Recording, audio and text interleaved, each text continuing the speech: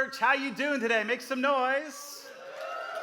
All right, I'm just checking in with you, making sure you are live because we are going to get started. We're going to jump into God's Word. I'm excited because I get to hang out with you. If you're joining us for the first time, thank you. Thank you for coming and spending some time with us today. We are in a series, as Brooke said, Enemies of the Heart, and it's based off of the adaptation of Andy Stanley's book, Enemies of the Heart. And so last week we talked about guilt. Oh, that's so heavy, right? And so this week we got another one for you. We are talking about anger. Anybody struggle with anger? Nobody wants to raise their hand because they're like getting nudged by their neighbor and everything, like, put your hand up, put your hand up. And so today we're going to be talking about anger. And so there are so many things that affect our health.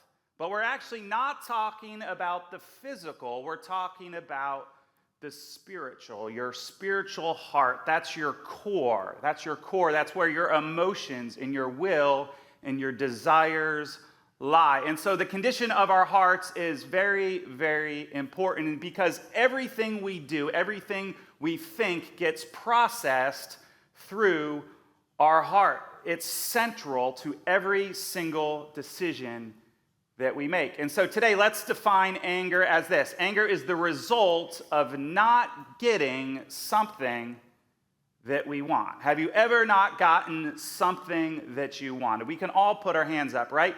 And it is also important to note that what we want is sometimes what we deserve, right? Sometimes, if we're honest, what we want is what we deserve. In fact, anger is kind of the standpoint of us saying, you owe me.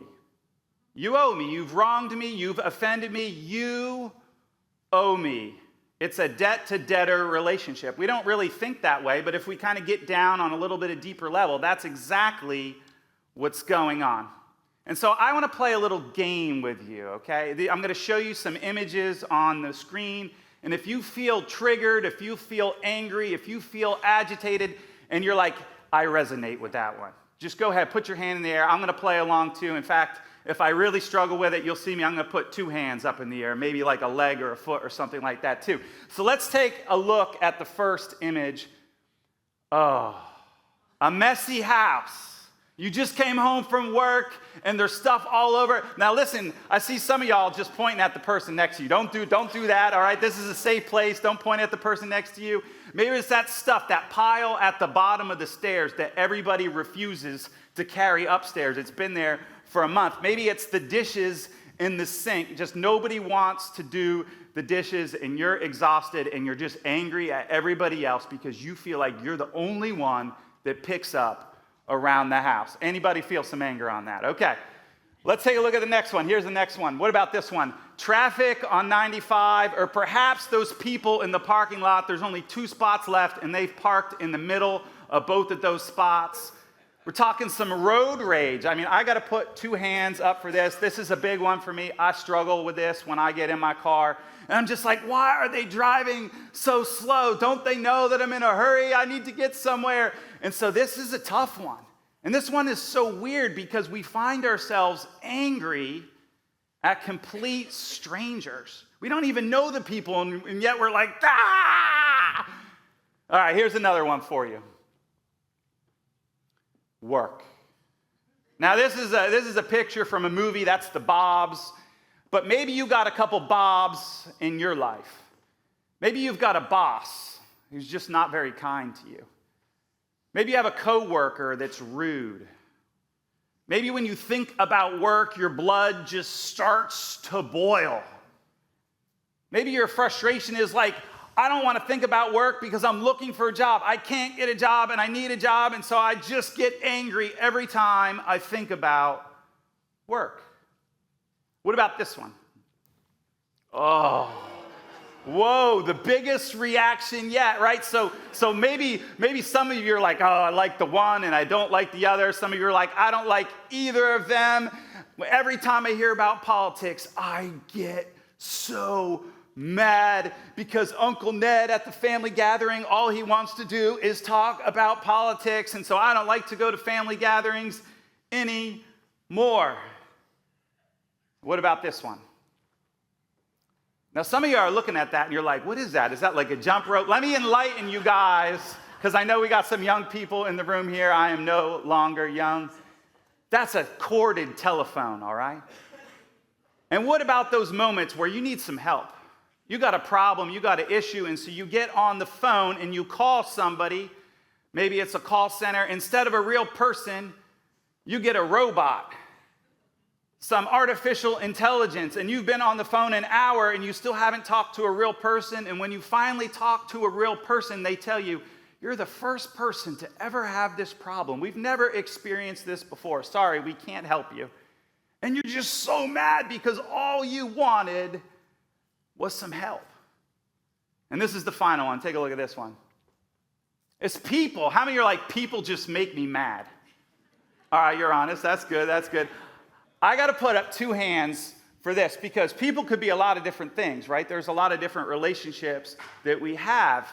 You know, perhaps you have a marital woe that you're walking through. Or maybe you're walking through some mental health things with somebody in your life.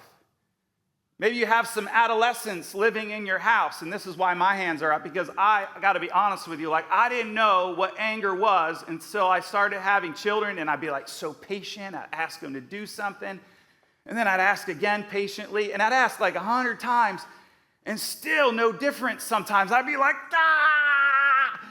so frustrating. And so we all have these relationships in our lives that sometimes cause us a great deal of anger. Now, everybody just take a deep breath. Look at the person next to you and tell them, that was just a game. Why so angry? Tell them. Just tell them quick. Tell them, we can relax now. That was just a game. And so today we're going to take a look at one of what I think is the craziest Bible story in the entire Bible. It's a story about a guy named Balaam. And so we're going to read it first together. If you have a Bible or device, we're going to be in Numbers chapter 22. We're going to start in verse 20 and head through verses 35. We're going to read it together, and then we'll come back and unpack it. And so let's read. That night, God came to Balaam and said, since these men have come to summon you, go with them, but do only what I tell you. Balaam got up in the morning, saddled his donkey, and went with the Moabite officials. But God was very angry when he went, and the angel of the Lord stood in the road to oppose him. Balaam was riding on his donkey, and his 2 servants were with him. When the donkey saw the angel of the Lord standing in the road with a drawn sword in his hand, it turned off the road and into a field. Balaam beat it to get it back on the road. Then the angel of the Lord stood in the narrow path through the vineyards, with walls on both sides. When the donkey saw the angel of the Lord, it pressed close to the wall, crushing Balaam's foot against it. So he beat the donkey again. Man, he's violent. Then the angel of the Lord moved on ahead and stood in the narrow place where there was no room to turn, either to the right or to the left. When the donkey saw the angel of the Lord, it lay down under Balaam, and he was angry and beat it with his staff. Then the Lord opened the donkey's mouth, and it said to Balaam, what have I done to you to make you beat me these 3 times? Balaam answered the donkey, you have made a fool of me. If only I had had a sword in my hand, I would kill you right now. The donkey said to Balaam, am I not your own donkey, which you have always ridden to this day? Have I been in the habit of doing this to you? No, he said. Then the Lord opened Balaam's eyes, and he saw the angel of the Lord standing in the road with his sword. So he bowed low and fell face down. The angel of the Lord asked him, why have you beaten your donkey these 3 times? I have come here to oppose you because your path is a reckless one before me. The donkey saw me and turned away from me these 3 times. If it had not turned away, I would have certainly killed you by now, but I would have spared it. Balaam said to the angel of the Lord, I have sinned. I did not realize you were standing in the road to oppose me. Now, if you're displeased, I will go back. the angel of the Lord said to Balaam, "Go with the men, but speak only what I tell you to." So Balaam went with the officials. And so here we see the story of this guy named Balaam. And it's not a character in the Bible that we often hear about, right? Perhaps for some of us, we've never heard that name before. But Balaam appears in 8 books of the Bible. He's kind of infamous. He's talked about how not to act. In fact, his name appears 59 times in the Bible. That's more than Mary, the mother of Jesus, and that's more than Jesus' disciples. And so we're going to unpack this and find out why on earth is he mentioned so many times in the Bible. And so the context for our story is this period of time is kind of at the end of the 40 years God's people, the Israelites, are wandering in the desert, and they've kind of come up to the plains of Moab, and they're starting to make their way in there.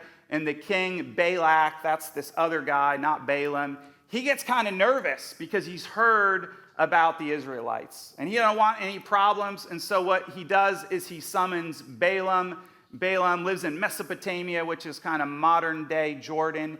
And he's like, "Listen, you do these kind of things. You're a diviner. You're a seer. You see things that other people don't see, and then you send down some cursings. I need you to curse God's people, the Israelites." He's like, "I need you to do that." And at first, Balaam's like, "Oh, no, I can't do that." But he gets tempted because he starts to see some dollar signs in his head. He's like, "All right." And greed starts to set in. He gets excited. And so he's like, "All right, I'll do it, but only if God says I can do it."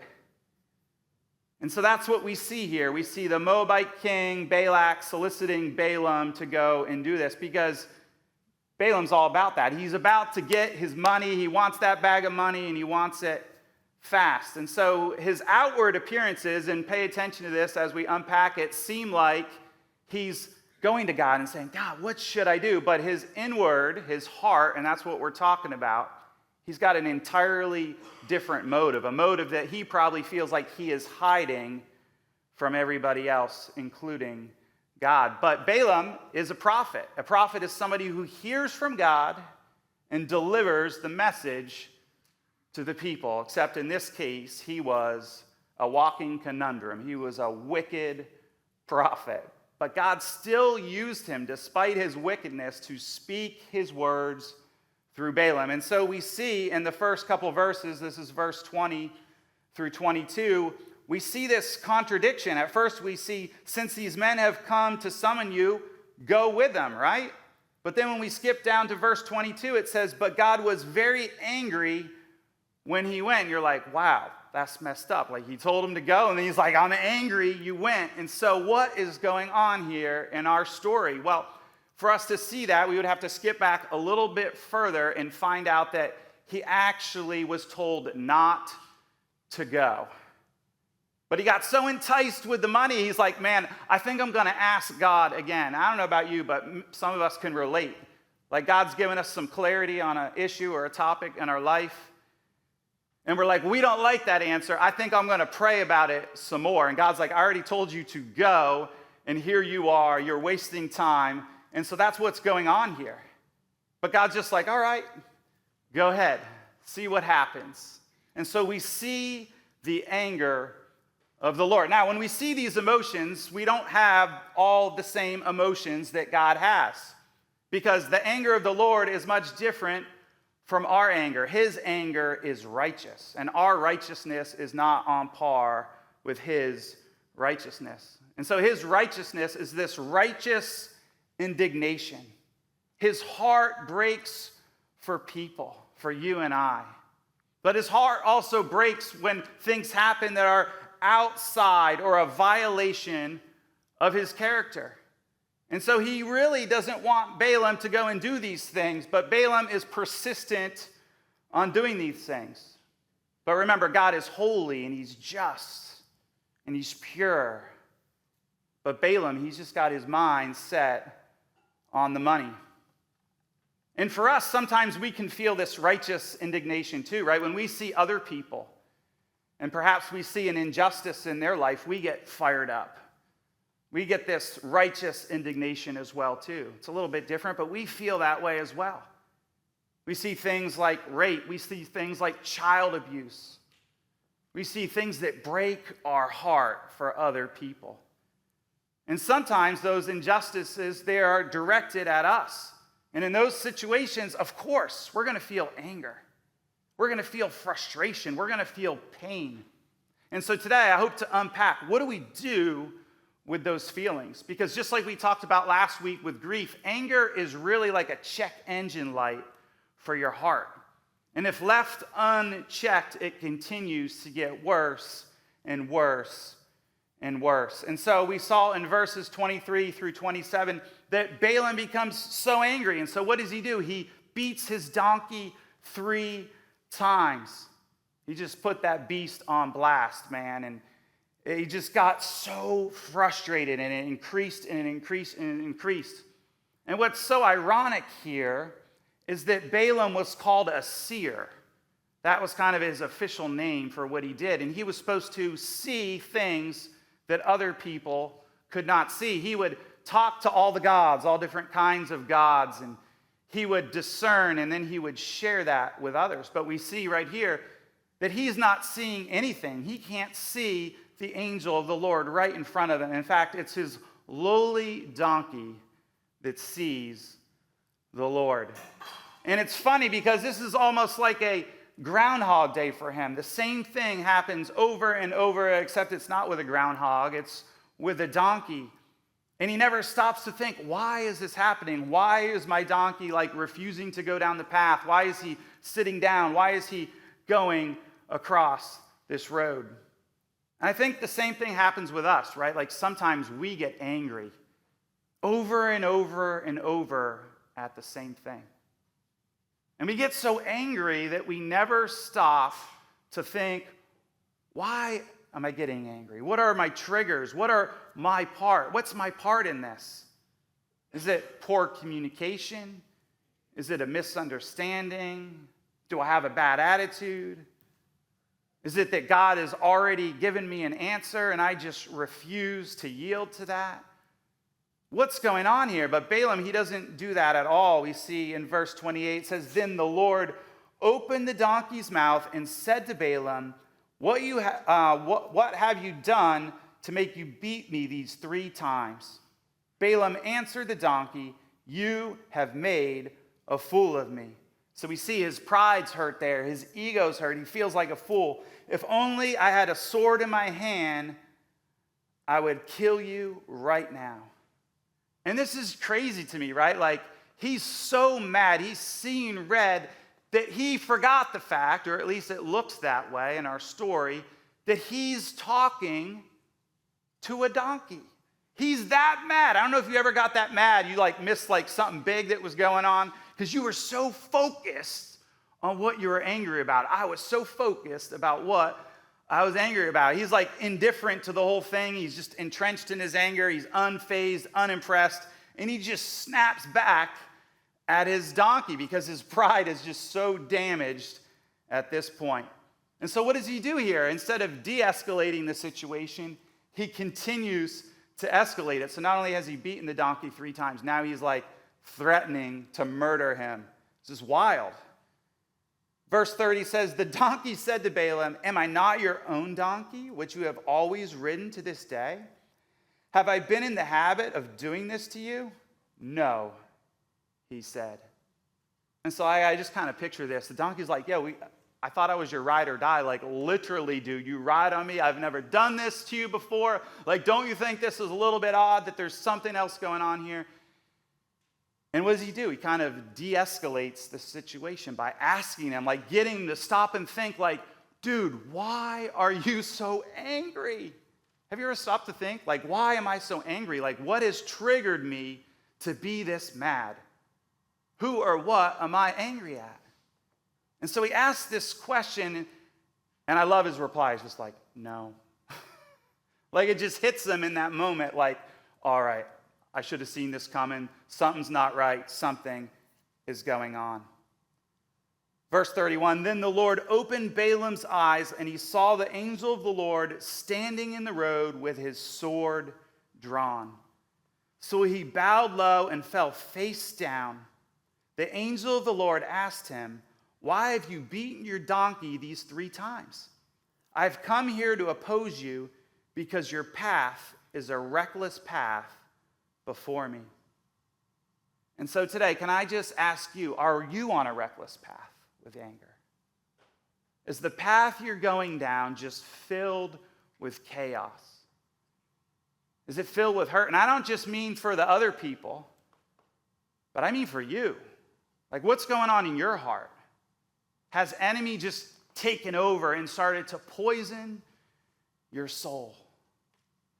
And I think that's a great question that we have to ask ourselves daily, because every single day we saw that with these pictures. There's things that get in our lives that if we're not careful, it gets into our heart, and it's so hard to get it out of our heart once it gets in there. So we have to be very careful what we put in our heart and make sure we're storing God's promises in our heart. We got to make sure we're in communication with God, that we're spending time talking to God, because these things have a way of just getting in there. And I love this because he calls him perverse.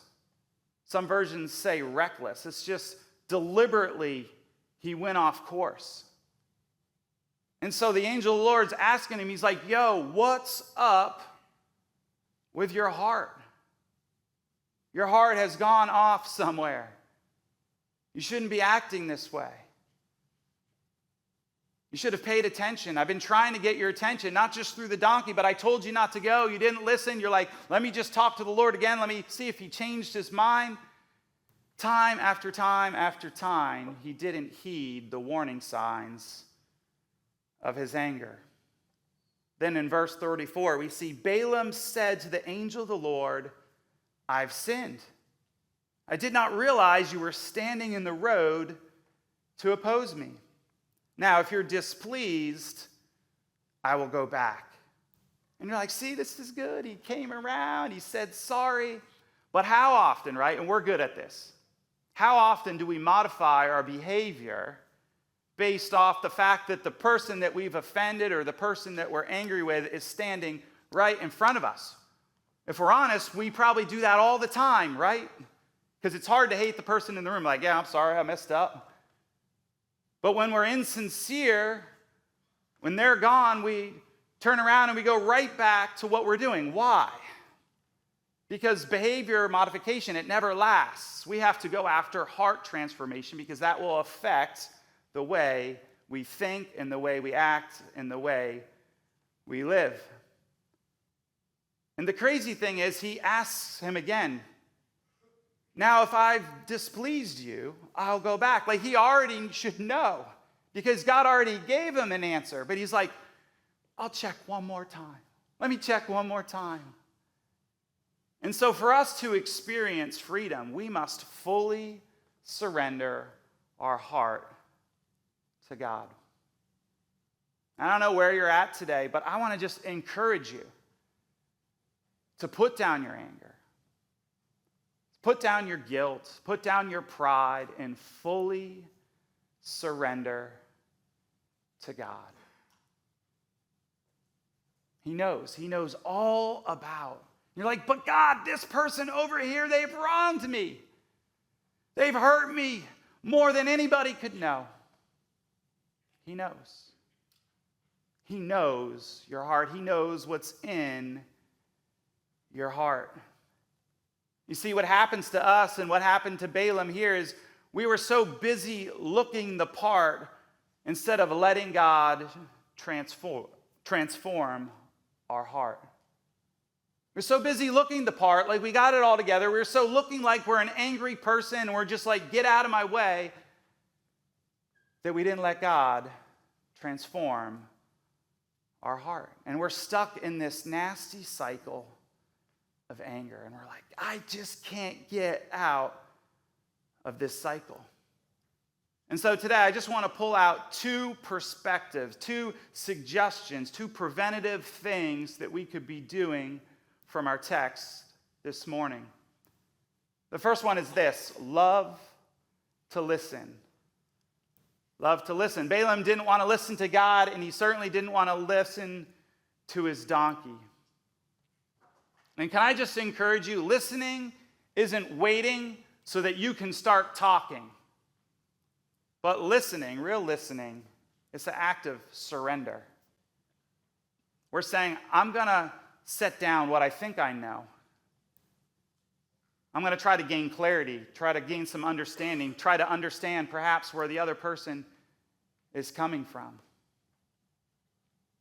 I'm going to listen. I'm going to listen to what God's saying. I'm not just going to hear the voice of God through my quiet time with him, through getting in his word, or through the people that he's put in my life that are speaking truth into me. I'm not just going to not pay attention, but I'm going to listen to those things.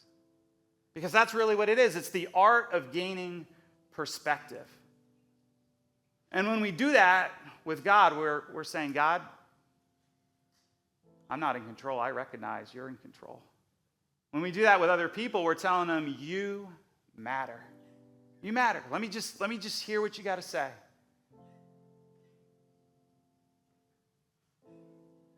And here's the thing.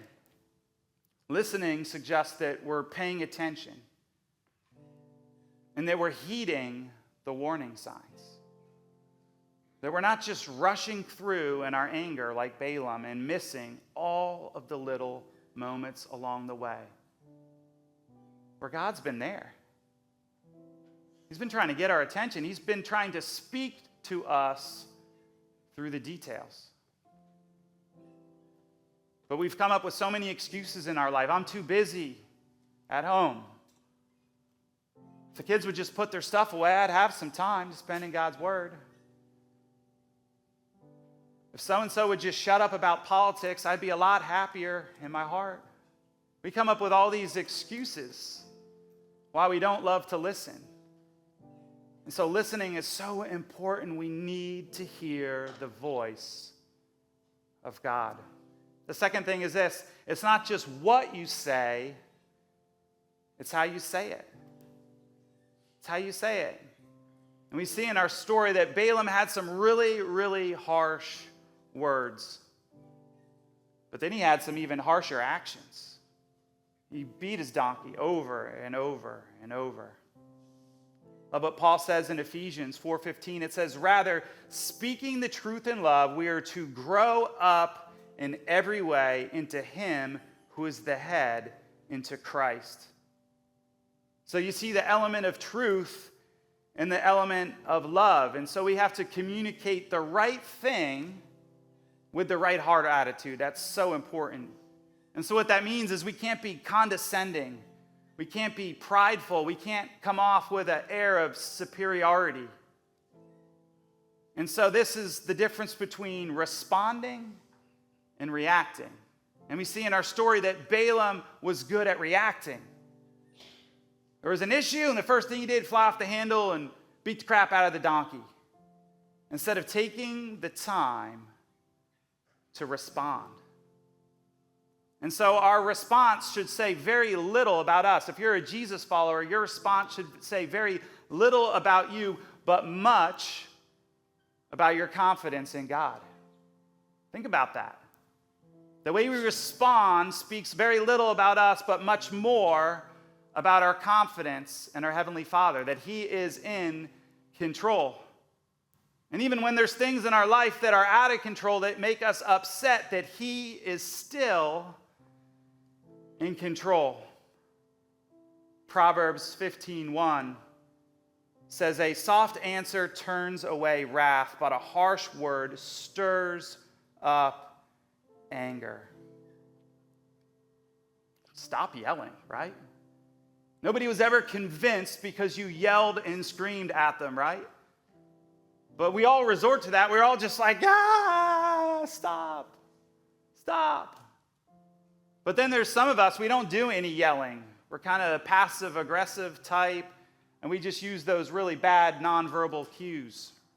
You know, like rolling your eyes and just, huffing and puffing. And we might not yell, but our body language is communicating like, I'm annoyed, I'm mad at you. And I think sometimes too, when we think about yelling, it's like you ever got a text from somebody, it's all capital letters, and you're like, dude, you're yelling through the text. And so we have to be so careful as we send texts and emails. How are the words we're putting into print coming off to the other person? Grammar plays a huge part of that too. Like our punctuation is so important sometimes because sometimes people get the wrong opinion of our heart. I like this picture. So you go from let's eat grandma to let's eat grandma, right? And so the one could cause some anger with some family members, but the other's like, man, this is a great family gathering. And so what's the point? Our words matter. How we say what we say matters. It makes an impact. It makes a difference more than we know. And so the final thing I just want to talk to you about is the word forgiveness. That's the antidote. That's the antidote for anger, the word forgiveness. And forgiveness is a decision to cancel a debt. It's a decision to cancel a debt, to say, you don't owe me. I'm releasing you from the debt. And you're like, that's fine. I didn't even know I owed you anything. Listen, you don't even need to talk to somebody to walk through this process. It's just you and God. You need to get their permission to forgive them. This is something that you can do on your own. It's funny because when we live in anger, it's like drinking poison and then expecting the other person to just drop down dead. It's like, I'm so angry, I wish you would die. And meanwhile, we don't realize it, that we're poisoning our own hearts. We're poisoning our soul. And so here's 4 steps that we can all take to find some freedom when it comes to forgiveness. The first one is this. It's just identify who is it that you're angry at. And for some of us, it just might be a person, but for others, maybe you need to make a list. And don't make a list and show people, don't do that. Just make a list so that you've given it enough thought to just know, why am I angry? Why am I angry? The second thing is this, determine what those people owe you. I want to encourage you to get specific. Because I think sometimes when we're angry and we're hurt, we're just like, I want to talk about it. And we do that to ourselves too. And we never take the time to process, why are we really angry? And so when we get specific with our anger, we can see that there are specific things that are bothering us, that are difficult. Perhaps your parents got divorced and that's really affected you. And maybe now you're an adult. And maybe the specifics are that is you feel like your childhood got robbed because your parents got divorced. Write that down. But try to be specific with the hurt. And then the third thing is this, cancel the debt. Make a conscious decision to say, you don't owe me. Regardless whether you forgive me or not, I'm going to make the decision to cancel the debt. It no longer has the power over me. It's no longer going to control me. It's no longer going to live in my head rent-free. I'm getting out from under it. And the fourth part, and this is definitely the most difficult part, it's dismiss the case. Dismiss the case. I think sometimes when we make a decision for forgiveness, our emotions come flooding back, our feelings, the way we felt. But God instructs us that we're actually in charge of our emotions and not the other way around. And so we get to keep our emotions in check. We get to say, you know what? No, I'm not revisiting this. I've already made a decision. God, I'm asking you to continue to give me peace about this.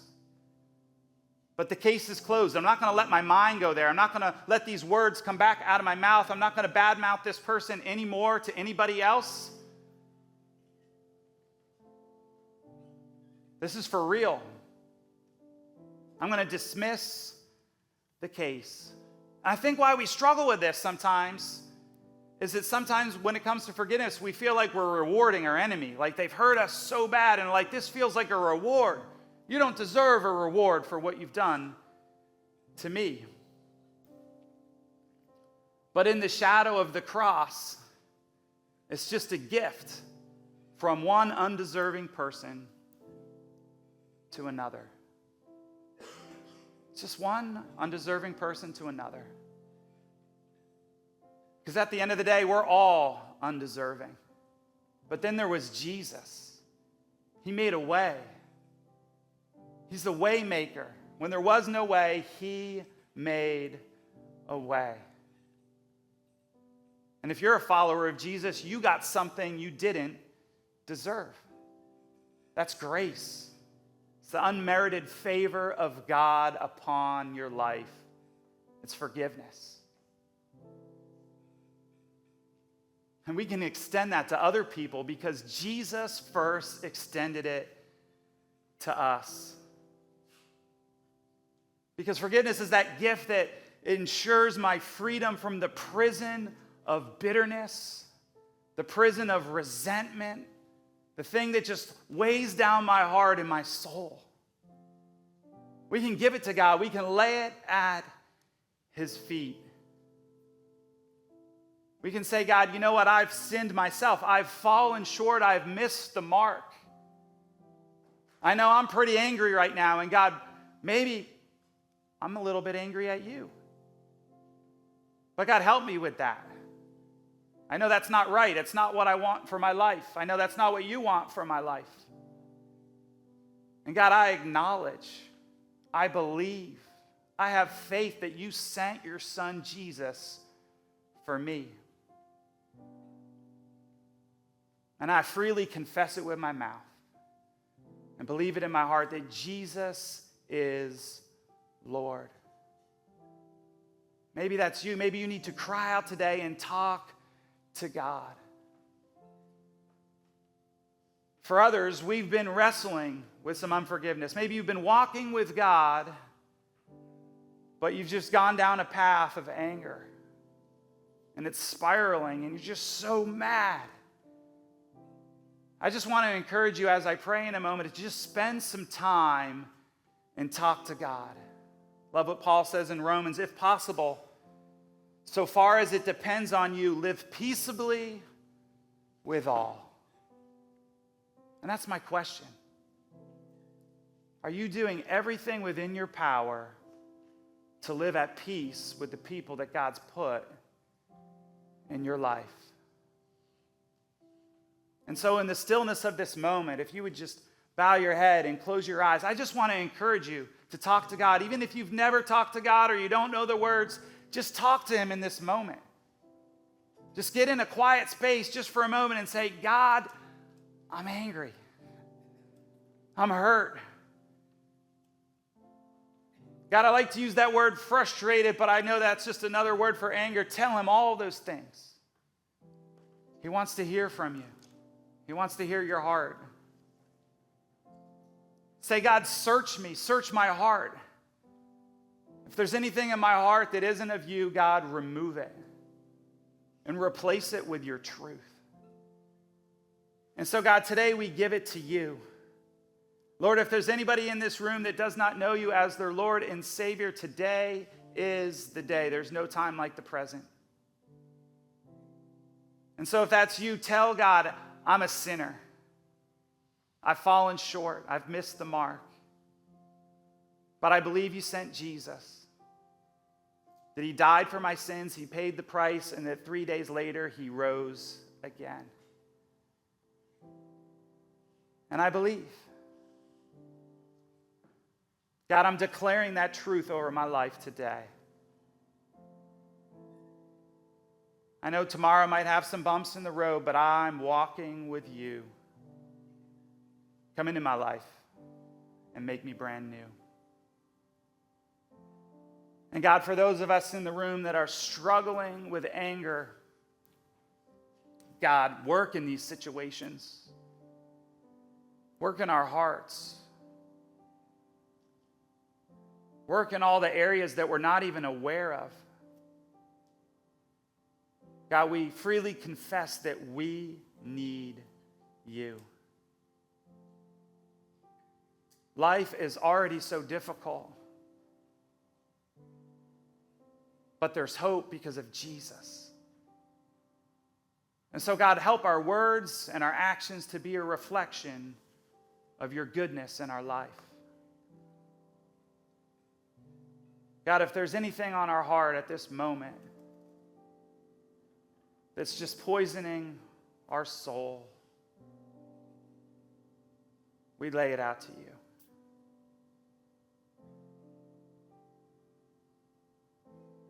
God, I pray that we would take time to walk through the steps of forgiveness. God, I pray that we take time to be proactive, that we would see the warning signs, that we'd take notice. And God, if there's anybody that we've offended, that we would go to them, that we would ask for forgiveness, that we wouldn't just forgive others, but that we would seek forgiveness for the people that we've wronged as well. God, I pray all these things in your precious name. Amen. Church, would you help celebrate with me this morning?